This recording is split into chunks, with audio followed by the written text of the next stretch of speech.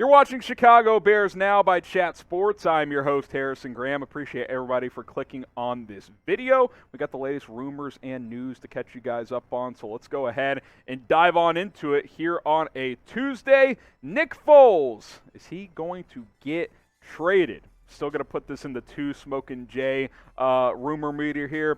People are talking. It's a possibility. The Bears would certainly like to, but you got to find two to tango. Got to find a trade partner out there. Bleacher Report proposed a trade idea to get Foles back to Jacksonville. Obviously, he signed that big contract there a few years ago before Ryan Pace traded for him. But now you've got the Doug Peterson connection there. As he's the new head coach of the Jags, he, of course, is the head coach that Foles won a Super Bowl in Philadelphia playing for back in 2017.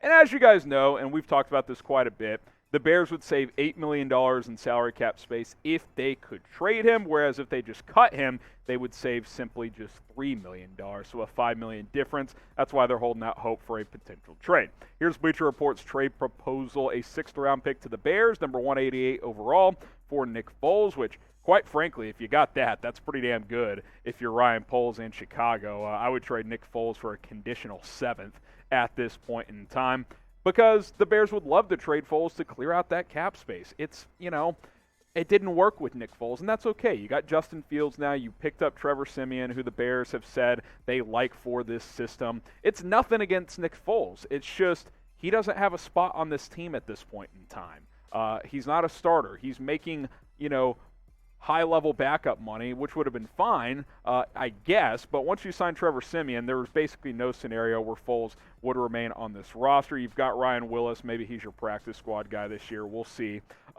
Worst-case scenario, Nick Foles gets cut. No harm, no foul. It's not that big of a deal. But you would like to trade him because you save an extra $5 million if you do so. Again, if you trade him, you save $8 million. If you cut him, you save $3 million. $5 million goes a long way. That's a big difference. That's a couple of depth signings. That's a starter for sure if you want to give that money to one player. So, yeah, ideally he'll get traded. If you get a sixth-round pick for him, he should be out the door today because that would be a great scoop for Ryan Poles. What will happen with Nick Foles? What do you guys think is going to happen? Type C for he'll get cut. Type T for he'll get traded. Type K if you think the Bears are going to keep him. I think that's for sure the least likely scenario. Pen comment on today's show, so answer right there. C for cut, T for trade, or K for keep. Next up on our Bears Rumors Roundup, how about trading away David Montgomery?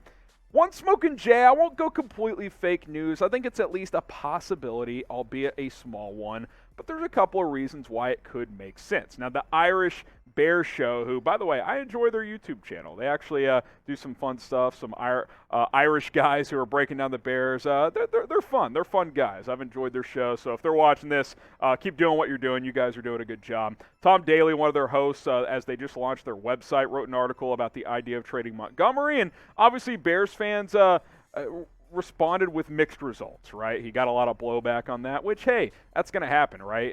Proposing an idea to trade a popular player, but he's entering the final year of his deal. He is a running back, a position that, has a high turnover in the NFL.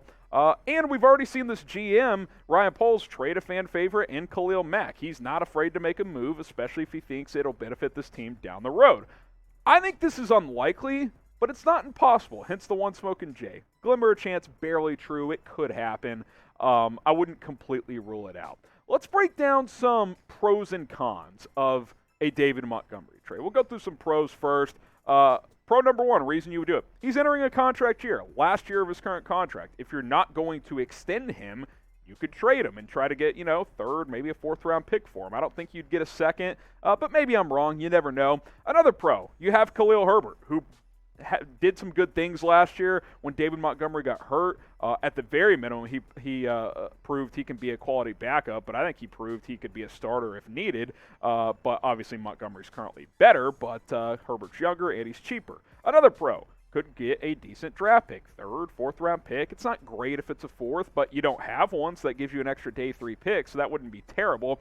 Here are the cons. Number one, he's arguably your best player on offense. Maybe Darnell Moody's past him, especially if this team's going to throw the ball more. At worst, he's a top two player on your offense outside, for a skill player. Another con, he's one of your best leaders. That's something that the prior regime talked about. That's something that this new regime has mentioned as well. David Montgomery is a guy that they view in that way. And then another con, I don't think it necessarily helps Justin Fields in 2022, which obviously I'd like to give Fields as much help as possible this year to evaluate him properly. I like David Montgomery. He's a really good player. No one likes him more than me. I started the Feed Monty campaign in the 2020 season when I felt like he wasn't getting the ball enough, and then they started doing it, and they were winning games down the stretch. He's been productive, but in 2 of his 3 seasons, he's 3.8 yards per carry or less, albeit behind a terrible offensive line. And to prove that that stat is a little bit flawed, he is 5th in the NFL in forced missed tackles since 2019, so I think that's relevant. He's been productive at times as a receiver, especially these past 2 seasons. 2020, he was great in that area, had over 50 catches and a couple of touchdowns, over 400 yards. I like Montgomery. He's a leader. He's a good player on this offense, but I will say this. I would rather trade him now than just let this year play out and let him walk next offseason. Then you get nothing. I don't think 2022 is such a critical year that you have to say, well, we'll just keep Monty for 1 year, then let him walk. Now, you could extend him. You could let next year play out and then tag him or sign him to a new deal next offseason. But the worst scenario is playing out this year, you let him walk in free agency next year, and you get nothing. I guess you could get a comp pick maybe, but I'd rather trade him now than let him walk next offseason. Now, overall, I'd probably rather keep him over all the scenarios, but if you're going to trade him now. That's what I say. Should the Bears trade David Montgomery? I'm saying no right now, but you could talk me into it for the right price, and if you weren't going to extend him, which that could be the case, type Y for yes, type N for no. Should the Bears trade David Montgomery? Make sure you guys follow us on Rumble, as Bears Now is now publishing videos every single day over there. If you want more Bears news and rumors content, check that out. Plus some occasional exclusive content, aka shows that are only on Rumble. We're not taking anything away from YouTube, but we're simply adding more content for you guys. We're trying to grow here at Bears Now because we've grown so much already, continuing to look to do so. And hey, if you just want another way to support the show, if you're like, man, I can't super chat, or I've already subscribed, I'm looking at another way to help these guys out because I'll enjoy the channel, follow us on Rumble, rumble.com/BearsNow. That would be a huge help. We would greatly, greatly appreciate it. All right, next story here, stemming from a story from Monday. Signed DeAndre Carter, who some of you may or may not know, free agent wide receiver / return specialist.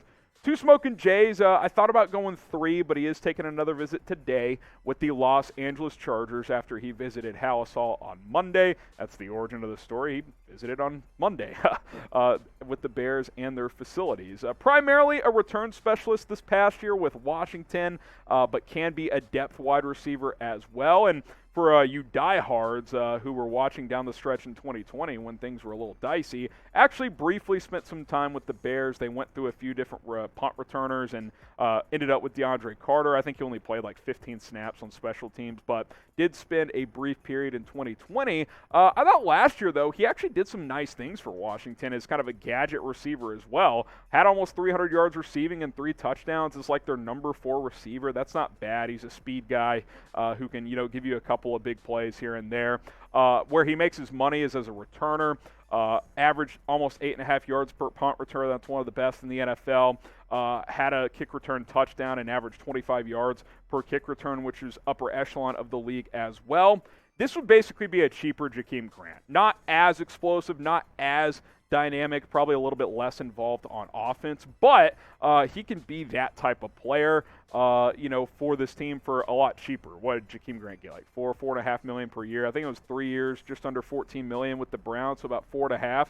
You probably get DeAndre Carter for like $2 million per year, if I had to guess. So, cut the cost in half, and he does, 85% of the same stuff that Jakeem Grant would do. You look at the receiver depth chart, again, he wouldn't play a major role. He'd be your 4th, 5th receiver. He's a better Nasimba Webster, who's basically a kick return specialist as well. It would give you some insurance for Daz Newsome if this team doesn't feel like he's ready to be your primary return specialist also. So I'm intrigued by it, especially if it's very, very cheap. Will the Bears sign DeAndre Carter? What do you guys think? Type S for sign, type P for pass.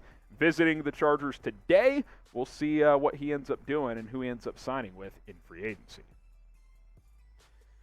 All right, one more story here. Is this new Bears coaching staff bringing energy Yes, for Smoking Jays. I'd like to think I bring energy to this show, but that's for you guys to decide. What's definitely true is Matt Eberflus and this new staff, they're bringing the energy to Halas Hall as Bears players return to Halas Hall on Monday, as the Bears are one of 4 teams able to start their offseason program yesterday due to having a new coaching staff. All it is strength and conditioning stuff, rehab for guys who are nicked up. They can see, team specialists, team trainers, doctors, etc.